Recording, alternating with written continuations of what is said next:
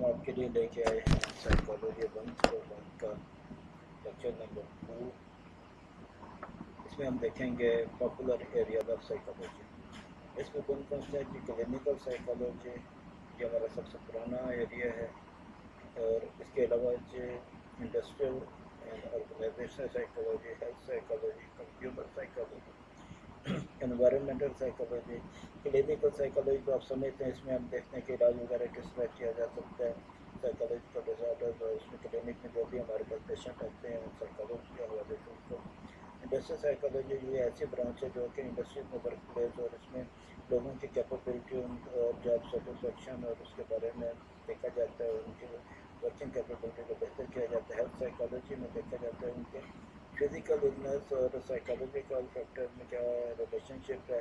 Consumer psychology में ये देखा जाता है कि हम कैसे खरीदारों को अपनी तरफ मोल्ड कर सकते हैं और कंज्यूमर को कोई उसमें प्रोडक्ट में प्रॉब्लम तो नहीं पेश आ रहा है, इस चीज़ को देखा जाता है। एनवायरमेंटल साइकोलॉजी, इसमें यह देखा जाता है कि हमारे इर्द गिर्द जो हमारे ये इसमें रिलेशनशिप देखा जाता है, फिजिकल और लोगों का फिजिकल और एनवायरनमेंट का क्या रिलेशनशिप है। स्पोर्ट्स साइकोलॉजी खिलाड़ियों के बारे में है कि उनके क्राउड का क्या इम्पैक्ट है और उनका मोरल कैसा है, कैसे मोरल डाउन होते हैं, उनके परिवार में डाउन होते हैं।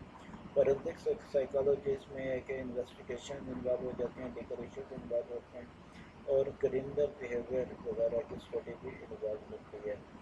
उसके बाद आ जाएंगे ग्रीक फिलासफर्स, ये क्या कहते हैं। अच्छा, साइकोलॉजी के मजीद भी फील्ड हैं। APA जो है अमेरिकन साइकोलॉजिकल एसोसिएशन में 150 से ज़्यादा साइकोलॉजी के फील्ड्स को किए जाते हैं। थोड़े से उससे क्योंकि हम इंट्रोडक्शन टू साइकोलॉजी थोड़े से फील्ड्स को डिस्कस किया जाए। ग्रीक फिलासफर्स का इसमें क्या रोल है, उन्होंने क्या क्या इसमें काम किया साइकोलॉजी में। तो हिप्पोक्रेट्स, सुकरात जिसे कहा जाता है, हमारे ज़बान में वो फिजिशियन था, उसको फादर ऑफ मेडिसिन भी कहा जाता है, और उसने जो है थ्योरी ऑफ ह्यूमर्स पेश की थी। देन आ गया प्लेटो। प्लेटो कहते हैं अफलातून को, और ये इसका ज़्यादा काम है। इन्होंने क्या किया कि इन्होंने फिलासफी के सिस्टम को बताया, और उसके बाद अगर थ्योरी ऑफ नॉलेज पेश की, थ्योरी ऑफ स्पेस पेश की, थ्योरी ऑफ यूनिवर्स प्लेस इन्होंने कि जो साइकोलॉजी के हवाले से आता है, तो इसके बाद में भी अभी तक हमारे साथ चल रही है कि सोल एडमिट के बाद इन्होंने कहा कि सोल जो होती है, जो रूह होती है, उसके 3 हिस्से होते हैं, 3 पार्ट होते हैं, रीजन, स्पिरिट और एपिटाइट। और उन्होंने कहा कि जो बिलीविंग एंड थिंकिंग, जो ईमान होता है और जो सोच होती है, उसको उसके बारे में उन्होंने बात की। और visible world to intelligible world, जो जो जहन में होती है और जो नज़र आ रही होती है दुनिया, इसके बारे में बात की। रियल ओपिनियन की बात की, रियल ऑफ नॉलेज की बात की, और नॉलेज ऑफ ट्रुथ की बात की। तो ये काफ़ी सारी चीज़ें उन्होंने कि अरस्तु का ज़्यादा काम है। फिर आ गया जो अरिस्टोटल का जो काम है। अच्छा, ये अरस्तु का काम है, वो प्लेटो अफलातून है।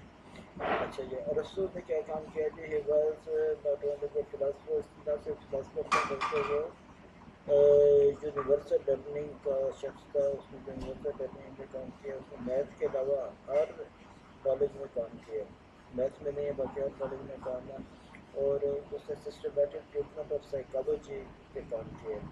तो उसका मेथड जो था, उसके 2 फोल्ड थे।